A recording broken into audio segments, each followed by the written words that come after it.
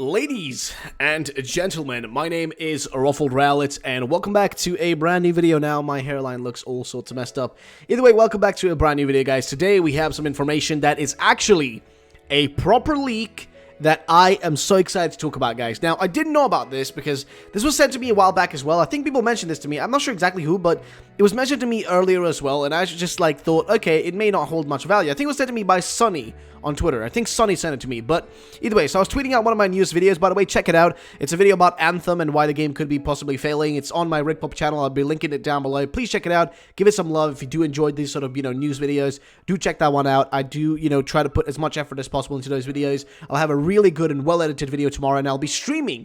Actually, I'll be streaming 1 hour after this video goes up, so on that channel. So go by there, guys, if you want to see that. But either way, what do we talk about here? Well, I was tweeting this out, and then Pokemon Sun and Moon, the account here, this individual, who's actually sent a lot of leaks and stuff in the past to me, said, have you seen the King Zell posts on Resetera? And I was just like, they are old, so unless there is something new, then I've already seen it. I think I misspelled the way I wrote it here. I think I wrote it pretty poorly. I was trying to say, like, unless they're like, I've seen all of it, unless it's something brand new, and if it's old, I've already seen it. And then he said, the posts are from last Friday. If you already made a video on it / mentioned it in a video, then I must have missed it. And I was like, link, yeah, I've definitely not seen it if it's like from last week.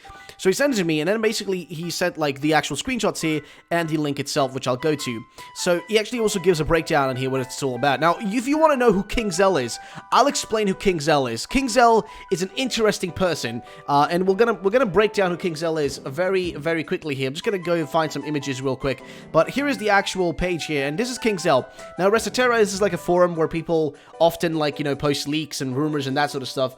And this was sent to me, okay, so this was sent to me by I was supposed to not say the name of the person, but this was sent to me, and basically, it was referring back to the old. This was back in, I think, was this like back in the old rumors? Let me just see. Give me 1 second, because there's so many of these, like, there's been so many of these lately, but, okay, basically, he sent, or this person, King Zell, what he did, the way he is credible to people, and to myself, I trust this guy, okay?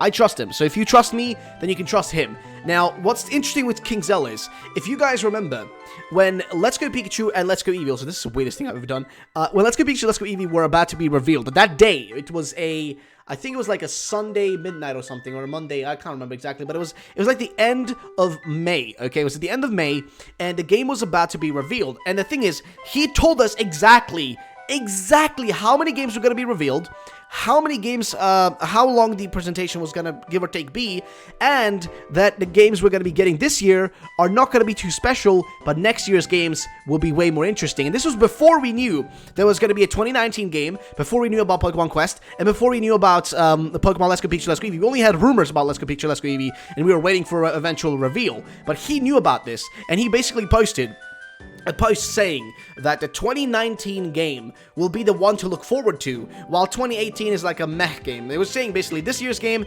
is nothing special. 2019, that's when you should keep your eyes peeled, and that's where you should, like, get those goggles out, because that's when we're going to be sitting and getting shit interesting. Also, I got this, like, Pan's Labyrinth reference going on here. Either way, what am I trying to say here? Also, my hairline looks all sorts of messed up, dude. But either way, so what's the news here? Well, basically, he's given an update on what the 2019 game might be looking like, and actually, I'm going to read what it said here by Pokemon Sun and Moon, because he kind of gives a little bit of a breakdown of what's going on here, and I'll actually read the post right here instead of, like, I'll also look at the website and see if there's anything on Resetera to read, but let's see what he says here. He is basically saying that internally, Nintendo / Gamefreak call it the Breath of the Wild of Pokemon. A big revolution for Pokemon, just like Breath of the Wild was a big revolution for Zelda. But Nintendo also calls small things like going from 4080p to 720p HD a big revolution. And that is very true. This is like, what he's trying to basically get across here is that King Zell is leaking information regarding the development of these upcoming, games for 2019, and that Nintendo and Game Freak are basically referring to the upcoming 2019 Pokemon games as the equivalent, okay? The equivalent to the Breath of the Wild or Pokemon, or like the Breath of the Wild of Pokemon, right?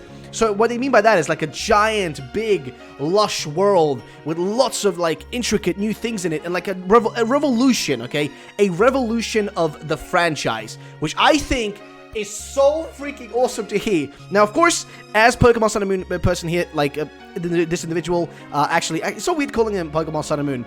We're gonna just call him TSM. We're gonna call him TSM. Remember that A and just abbreviate his freaking name. So TSM here was saying, you know, again, keep in mind, Nintendo can make they make a bear out of a fly, right? They take small things and they turn them into like these big, like, over-exaggerated points that really are just, well, over-exaggerations. But I still feel this could hold some value, because keep in mind, Nintendo is referring to this as well. Not just Game Freak, but internally Nintendo is saying this. Game Freak will make everything sound big and, you know, crazy and whatnot, but Nintendo doesn't really do that when it comes to Pokemon.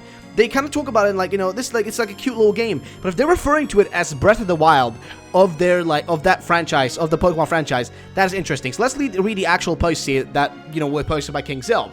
So basically he was referencing somebody here saying, Phantom Thief said, updated OP with Game Freak rampaging up development staff for Pokemon 8. I wonder if King Zell will be able to tell us if we should be hyped for next year's game because it's traditional Pokemon, or because it's truly a step forward.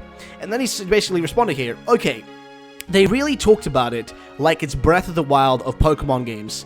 I think it's a step forward thing. Again, guys, sometimes I post stuff here that's just my opinion. Other times I post stuff that I heard, and I'm gonna say that's so people don't take anything I say as hint to things to come. So I read that, and I was just like, this sounds great. This sounds fantastic. I mean, of course, he's kind of, you know, he isn't directly here telling us this is gonna be like, you know, this is exact, this is truth, this is what's going on, but this is what he hears. And keep in mind, this is the same person who leaked that information about which that we were gonna be getting 3 Pokemon games announced during Let's Go Pikachu, Let's Go Eevee press conference.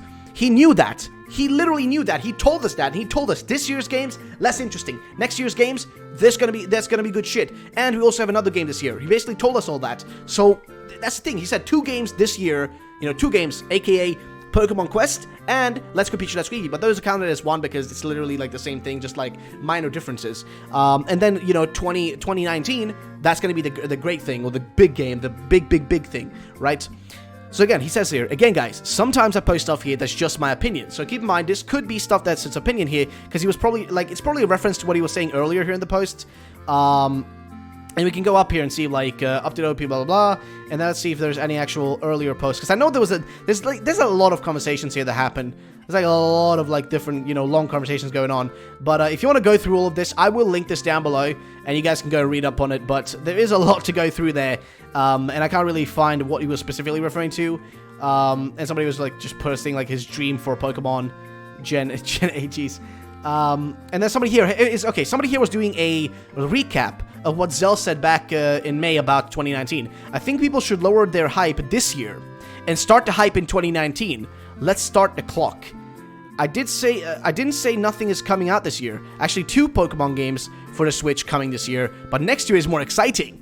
See, this is the thing. King Zell knew. This was before Let's Go Pikachu, Let's Go Eevee were revealed, and this is what he said. And we can actually go back to the original post here and see what it's all about. So, let me see. Where is King Zell, my boy? Where is King Zell? There's too many. Oh, boy.